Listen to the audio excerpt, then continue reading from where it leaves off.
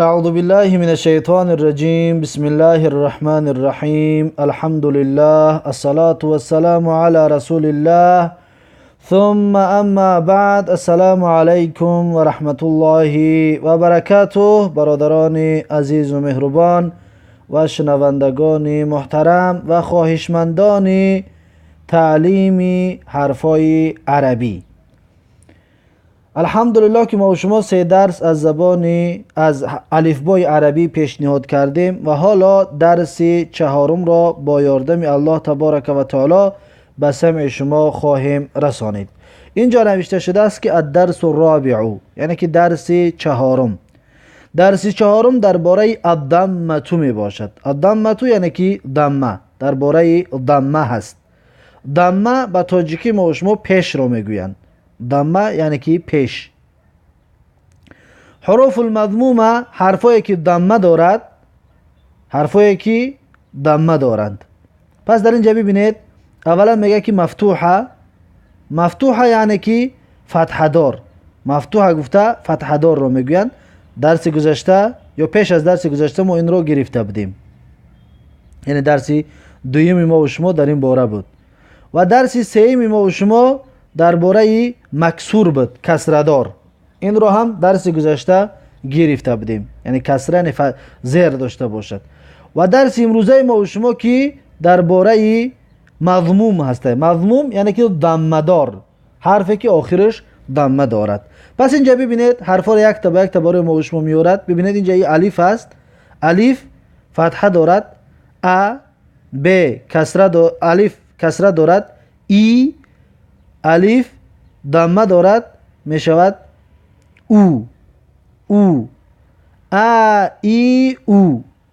پس همین طریق تلفظش را، یعنی که حرکتش را، وقتی که حرکت را که گذاشتیم صدا پیدا میکند، پس همین طور میگویید ا ای او، با بی بو، تا تی تو، ث ثی ثو، ج جی جو، ح حی حو، خ خی خو، د دی دو، ذ ذی ذو، ر ری رو،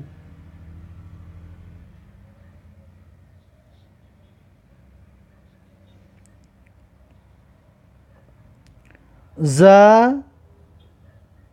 زی زو. این به مثل تاجیکی دارم که ما و شما ز میگیم، به مثل همون تلفظ کرده می شود. س سی سو،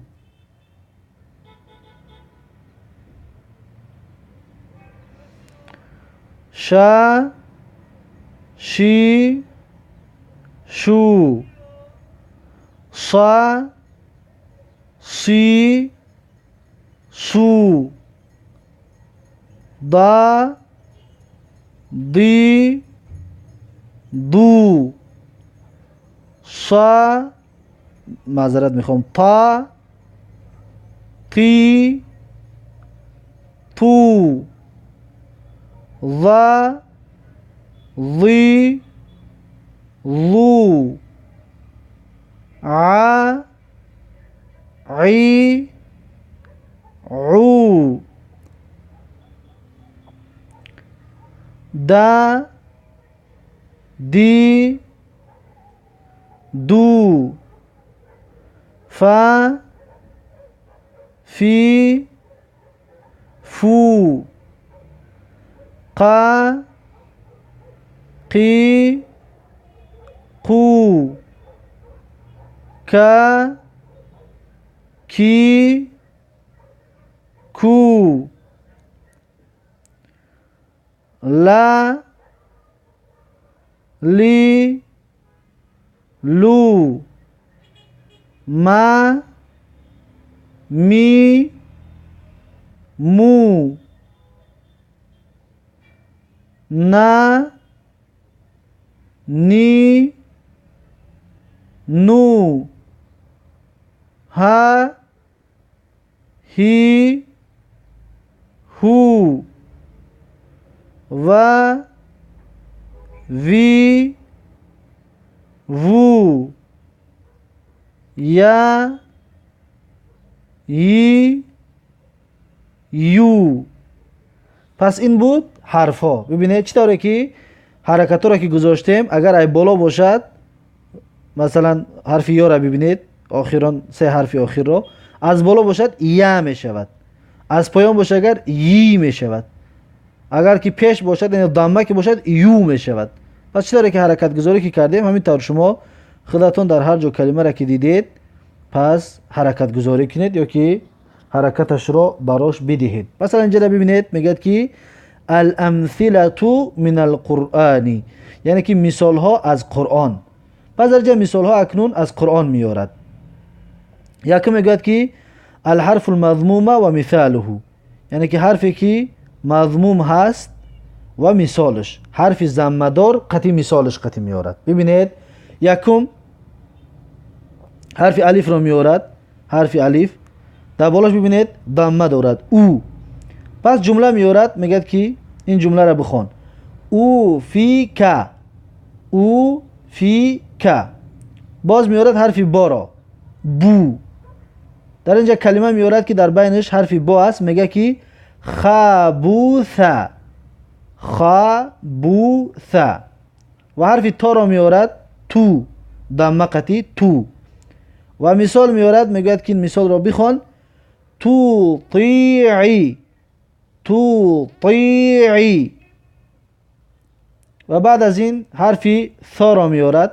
ببینید حرف ثا پیش که دارد میگیم ثو، ثو. و در بین کلمه میارد نریثو، نریثو. و حرف جیم را میارد جو. و کلمه اش یا لی جو، یا لی جو.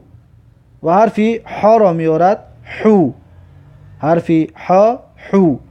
پس جمله را میارد حوشیرا، حوشیرا. و اینجا حرف خا را میارد ضمه که دارد خو، خو. و در این جمله میارد که خوموسهو، خوموسهو. و اینش حرف دال است، دال ضمه که دارد دو، دال ضمه دارد دو. و در جمله میارد که دو بورهو، دو بورهو. و اینش حرف ذال است، ذو. ذال ضمه که دارد میشود ذو با نوک زبان قطعی. پس در این کلمه ببینید میشود که اوذونو، اوذونو. ببینید همه حرفا ضمه که دارد همش او خواندن میگیریم. اوذونو، اوذونو. و بعد از این حرف را میارد. ببینید حرف را، را که ضمه که دارد میشود رو. و در این جمله حرف را میارد اتذرو، اتذرو. و اینش حرف زا می باشد، حرف زای. حرف زای ضمه که دارد زو، زو. و در جمله این کلمه را میارد، این حرف میارد زوبوری، زوبوری. ببینید در بین در اول کلمه حرف زا است، زوبوری. و این حرف سین است، سو. حرف سین ضمه دارد میگیم سو. در اینجا کلمه را میارد، در بینش حرف سین است. رسولو، رسولو. و بعد از این حرفی صاد را میارد، سو، سو. و در کلمه این حرف را میارد، ببینید، صحفی، صحفی. و حرف داد را میارد، دو، حرف داد، دو. و در کلمه میارد این را دوریبه، دوریبه. و اینش حرفی تا می باشد، تو. تا دامه که دارد میگیم تو. و در کلمه این حرف را میارد، ببینید، در کلمه میارد که فطوبیع، فطوبیع. هر حرف را نگاه کنید، بگیم دامه دارد یا فتحه دارد یا کسره دارد، همون حرکت داده رفتن بگیرید. با توجه که بگیم اگر زبر باشد ف، مثلا تا پیش که دارد تو، ب کسره که دارد بی، یعنی زیر دارد. و عین زبر که دارد، فتحه که دارد، میگیم ع. پس میشود فطوبیع. همین طور خوانده رفتن میگیرید. حرفی داد، حرفی دا، ضا، حرفی ضا. دامه که دارد میگیم ذو. در اینجا ببینید، در این کلمه آورده است که ظلم، ظلم. و این باشد حرفی عین هست، عو. دامه که دارد میگیم عو. و در این کلمه حرف عین را با دو حرف دیگر آورده است که عثیر، عثیر. و اینش حرفی غین می باشد، دامه دارد میگیم غو، غو. و در اینجا کلمه را، در بین کلمه حرف غین را آورده است. در اول کلمه میگد که غلبتی، غلبتی. و این حرفی فا می باشد، دامه دارد، فو. و در این کلمه حرفی فا را هم آوردگی هست با دو حرف دیگر. ببینید، تصیفو، تصیفو. و اینش حرفی قاف می باشد، دامه دارد، قو، قو. در این کلمه حرف قاف را با دو حرف دیگر می آورد. ببینید، خلوقو، خلوقو. و این حرفی کاف است، کاف. دامه که داره میگیم کو. در اینجا مثال آورده است، کلمه ای را میگه کو بی تا، کو بی تا. و حرف را اهمیت ده که در اول کلمه چطور میاد، در بین کلمه چطور میاد، در آخر کلمه چطور میآید. چطور که دیوم درس ده حرف را در اول و در بین در آخر می آمدگیش بیان کرده بودیم. و اینش حرف لام است، دامه که دارد میشود لو. و در این کلمه حرف لام را آورده است. ببینید، لوعینا، لوعینا. و این حرفی میم است، دامه که دارد میگه مو. و این در این جمله حرفی میم را آورده است با دو حرف دیگر. پس میخونیمش که غنمو، غنمو. و اینش حرفی نون می باشد، دامه دارد، میگیم نو. و در این کلمه سه حرف رو یک جا آورده است از جمله حرف نون را. ببینید میشود که اوذونو، اوذونو. و اینش حرفی ها می باشد، حرفی ها، دامه دارد، میگیم هو، هو. و اینجا مثال آورده است یک کلمه ای را، هو، هو. و این حرفی واو است، حرفی واو. دامه که دارد میگیم که وو، حرفی واو دامه دارد، میگیم وو. و اینجا کلمه را آوردگی است که رأوو. اون الف اخیر ده است، اون الف زایده است، اون الف نمی نویسش بهتر، خوبتر بود. رأوو، رأوو. و اینش حرفی یا می باشد، یا را ببینید دامه دارد، میشود یو. در اینجا مثال آورده است کلمه ای را، یوریدی، یوریدی. و این باشد حرفی تای مربوطه است، تو. و این مثال آوردگی است، شجرتو، شجرة شجرة. و در اینجا یک چیزی درباره اون را وو دا گفتیم الف نمی آورد بهتر و خوبتر بود. در اینجا یک سخن گفته است. این جایی را که گفتیم حالا ببینید را وو گفتیم الفش زایده است. در پایین میگه که را وو الفی که بعد واو جماعت هست میگه این واوی که است. این کسانی که عربی را خونده استودند یا که عربی را میدونن برای اونها فایده دارد که این واو جماعت هست. میگه اون الفی که هست میگه اون دلالت میکنه که همین واو جماعت است. خب خلاصه که این الف بوده است زایتی نیست لیکن اینجا بگیم دو کلمه است. دو کلمه است. رأو یعنی که دیدند آنها. رأو معنیش میشود که دیدند آنها یعنی دو کلمه.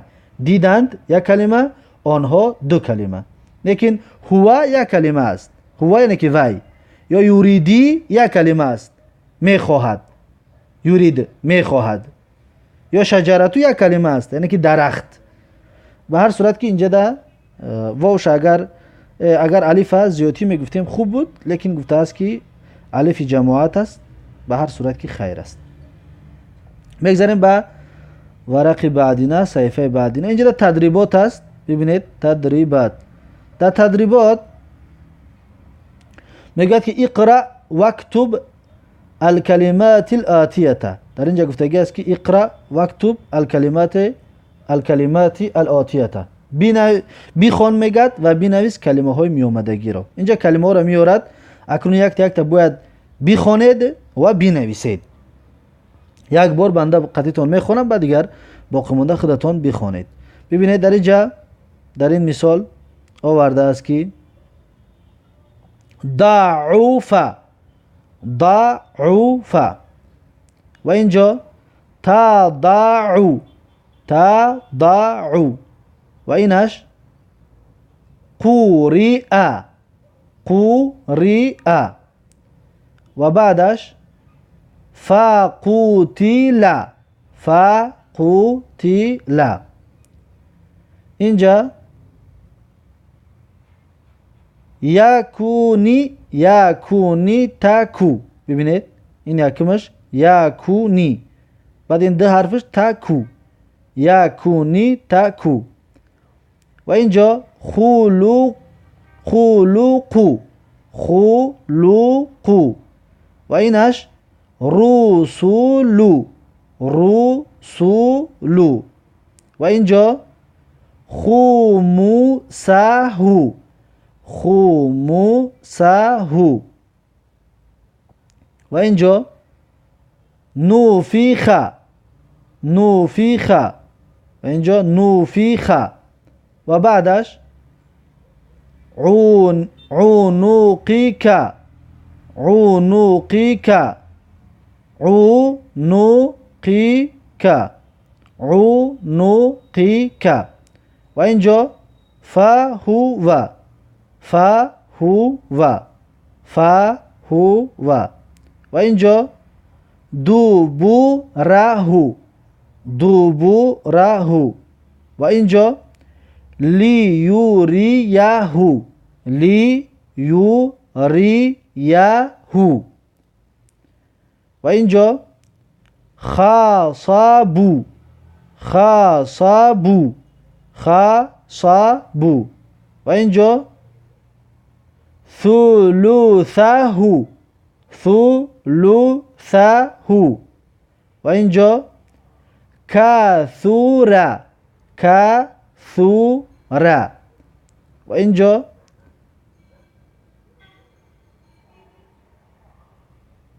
و اینجا فجمع فجمع فجمع و اینجا صحفی صحفی و اینجا اجیدو اجیدو و اینجا ذبیح ذبیح و اینجا فبصرک فبصرک و اینجا اتذرو، اتذرو. و اینجا رسولو، رسولو. و این کلمه که طولانی هست فبصروک اعیضوک. بسیار اهمیت نه. هر یک حرف نامش نگاه میکنید حرفی چی است. اگر که فتحه باشد، زبر داشته باشد، مثلا ف، ب را میبینید که فتحه دارد، ب، ص را میبینید که فتحه دارد، س، را را میبینید که دمه دارد، پیش دارد، رو، کاف را میبینید که فتحه ک. پس میشود که فبصروک. ببینید حرف الف رو ببینید همزه در بالاش فتحه دارد، یعنی که زبر دارد. عین رو ببینید فتحه دارد، عی. ضا را ببینید که ضمه دارد، ضو. کاف را ببینید که فتحه دارد، ک. پس میخونید که اعیضوک. آزاد میگوی. عی به حلق گفته میشود. حرف عین حلقتی است. اعیضوک، اعیضوک، اعیضوک. پس در اینجا سوال داده است که میگوید که استخرج من الکلمات السابقه. از کلمه های گذشتگی اینجا این قدر کلمه که خوندیم، یعنی که از همینجا میگه که بیرون بکن. چرا؟ یکی میگه همزتون مفتوحتون فی آخر الکلمه، همزه ای که فتحه داشته باشد در آخر کلمه باشد. اینجا را ببینید همزه باشد، فتحه داشته باشد، در آخر کلمه باشد، در اول کلمه نه، در آخر کلمه. پس همزه فتحه دار در آخر کلمه اینجاست. ببینید این فتحه، این همزه است، فتحه دارد، در آخر کلمه است. قوری ا، قوری ا. یکم سوالش. و دیم سوالش میگه که کافون مضمومتون فی آخر الکلمه، کافی ضمه داره که در آخر کلمه است، میگه او را ببرار. پس نگاه میکنید که کافی فتحه دار در آخر، کافی ضمه دار در آخر کلمه در کجاست؟ اینجاست. ببینید تا کو، تا کو، کو. کاف که ضمه دارد این را از اینجا بیرون میکنید. پس همین طور در اینجا دو سوال پیشنهاد کرده است و خلاص اینها را سوال یکم و سوال دوم شما خودتون باید اینها را ببرارید از درون و یا شما خودتون اینها را در یادتون بگیرید. به خاطر شناختن است که یعنی که آیا تو شما شناخته در بالا همزه فتحه دار در کجا است، یا که کافی که دمه دار در کجا است، یا که مثلا من برای شما میگم از بالا بیابید دال را که دمه داشته باشد یا از در آخر کلمه باشد، یا من برای شما میگم حرف ثا را در بین کلمه است و دمه دارد بیابید، یا من میگم که حرف یا که در بین کلمه است فتحه دارد اون را پیدا بکنید. پس شما باید پیدا بکنید یعنی که در کجا است همون کلمه ای که حرف را است. یا که من براتون میگم که یک کلمه در همین داخل هست، سه حرف است، هر سهش دمه دارند، هر سهش دمه دارند، کدام کلمه است باید شما پیداش بکنید و به مثل همین